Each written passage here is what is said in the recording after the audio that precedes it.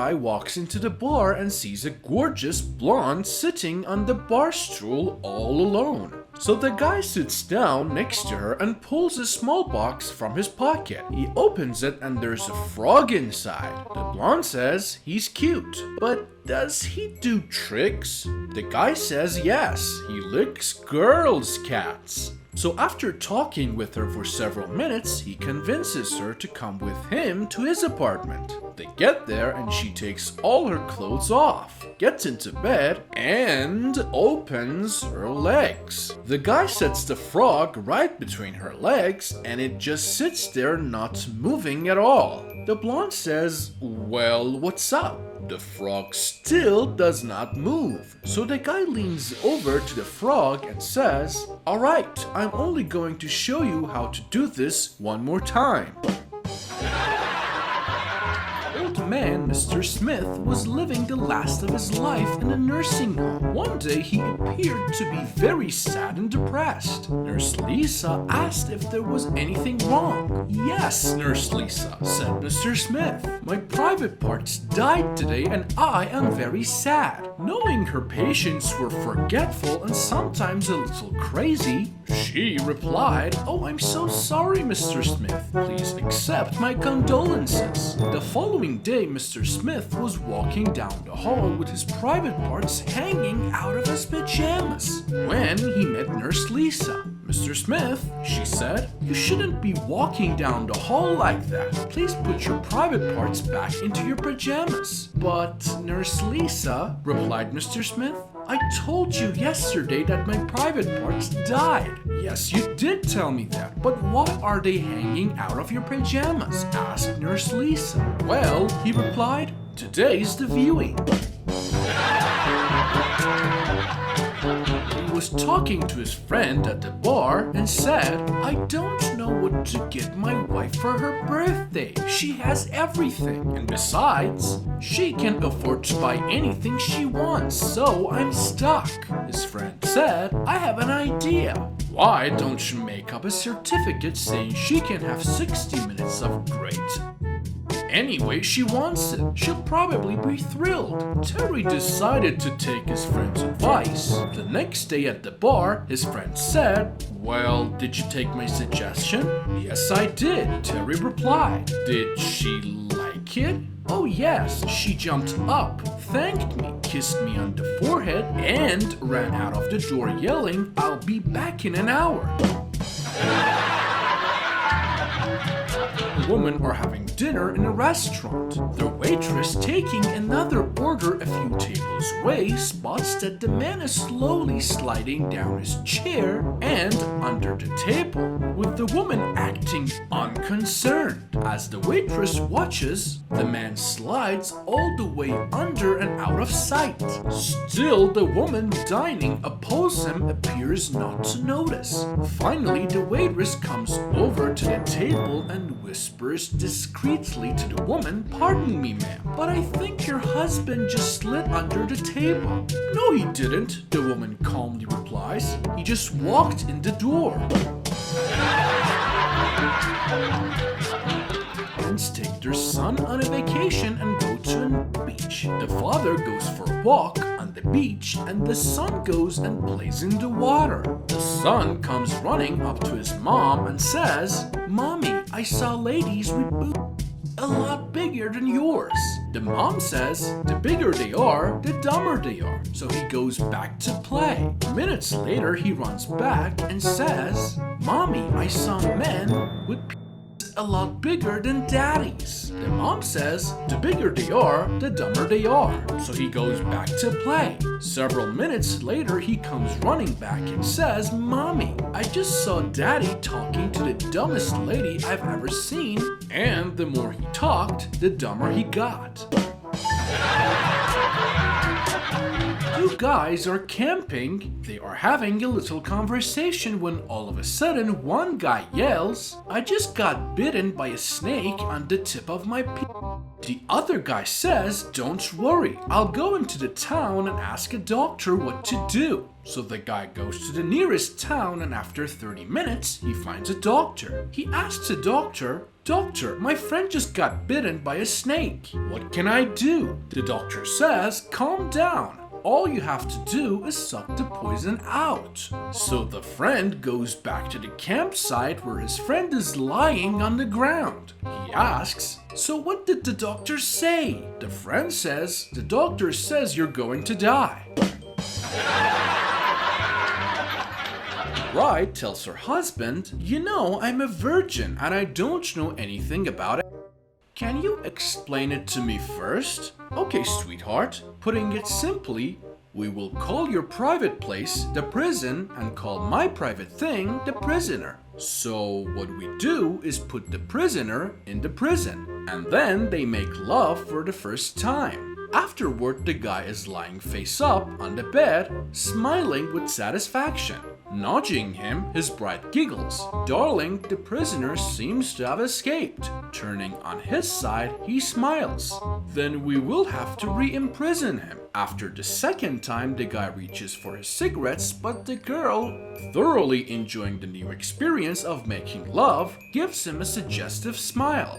Darling, the prisoner is out again. The man rises to the occasion, but with the unsteady legs of a recently born foal. Afterward, he lies back on the bed, totally exhausted. She nudges him and says, "The prisoner has escaped again."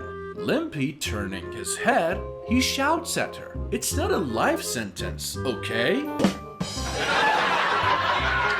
Newlywed couple arrived back from their honeymoon to move into the tiny new flat. "Care to go to bed?" the husband asked. "Shh," said his blushing bride. "These walls are paper thin. The neighbors will know what you mean. Next time, ask me in code, like, 'Have you left the washing machine door open?' instead." So the following night, the husband asks, "I don't suppose you left the washing machine door open, darling." "No," she snapped back.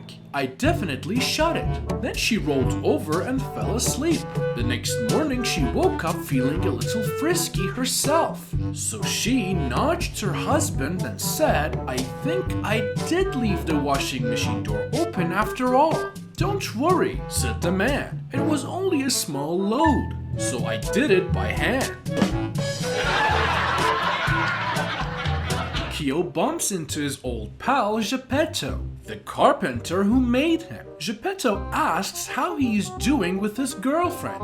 "Not bad," Pinocchio says. "But when we have she keeps complaining about the splinters." "Don't worry," says Geppetto. "I'll give you a sheet of fine sandpaper. That should fix the problem." A few weeks later, they meet again. "How are things with your girlfriend now?" asks Geppetto. "Who needs a girlfriend?" Pinocchio replies.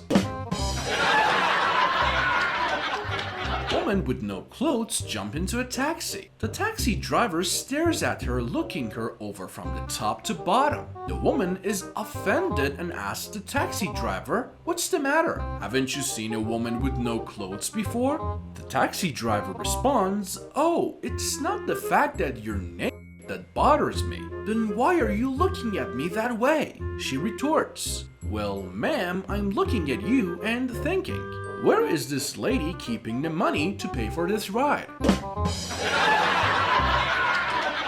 Wife asks him to go to the store to buy some cigarettes. So he walks down to the store only to find it closed. So he goes into a nearby bar to use the vending machine. At the bar, he sees a beautiful woman and starts talking to her. They have a couple of beers and one thing leads to another and they end up in her apartment. After they've had her fun, he realizes it's 3 a.m. and says, "Oh no, it's so late. My wife's going to kill me." He takes his shoes outside and rubs them in the grass and mud, then proceeds home. His wife is waiting for him in the doorway and she's pretty pissed off. "Where have you been? Well, honey, it's like this. I went to the store like you asked, but they were closed. So I went to the bar to use the vending machine. I saw this great looking chick there, and we had a few drinks, and one thing led to another. And I ended up in bed with her. She sees his shoes are covered with grass and says, "You lying, you've been fishing again." After 3 years of marriage, Kim was still questioning her husband about his lurid past. "Come on, tell me," she asked for 1,000th time. "How many women have you slept with?" "Baby," he protested. "If I told you, you'd throw a fit." Kim promised she wouldn't get angry and convinced her hubby to tell her. "Okay," he said. 1, 2, 3, 4, 5, 6, 7. Then there's you. 9, 10, 11, 12, 13. Little Johnny woke up in the middle of the night and went to the bathroom. On the way back to bed, he passed his parents' room. When he looked in, he noticed the covers bouncing. He called to his dad. "Hey Dad, what are you doing?" The dad answered, "Playing cards." Little Johnny asked, "Who's your partner?" The dad answered, "Your mom." Little Johnny then passed by his older sister's room again. He noticed the covers bouncing. He called to his sister. "Hey sis, what are you doing?" The sister answered, "Playing cards." Little Johnny asked, "Who's your partner?" She answered, "My boyfriend." A little later, Dad got up and went to the bathroom. As he passed Little Johnny's room, he noticed the covers bouncing. He called to his son, "What are you doing?" Little Johnny answered, "Playing cards." Dad asked, "Really? Who's your partner?" Little Johnny answered, "You don't need a partner if you have a good hand." Women friends had gone out for a girls' night out and had been decidedly overenthusiastic on cocktails. Incredibly drunk and walking home, they suddenly realized they both needed to pee. They were very near a graveyard and one of them suggested they do their business behind a headstone or something. The first woman had nothing to wipe with, so she took off her panties, used them and threw them away. Her friend, however, was wearing an expensive underwear set and didn't want to ruin hers, but was lucky enough to salvage a large ribbon from a wreath that was on a grave and proceeded to wipe herself with it. After finishing, they made their way home. The next day, the first woman's husband called the other husband and said, "These damn girls' night outs have got to stop. My wife came home last night without her panties." "That's nothing," said the other.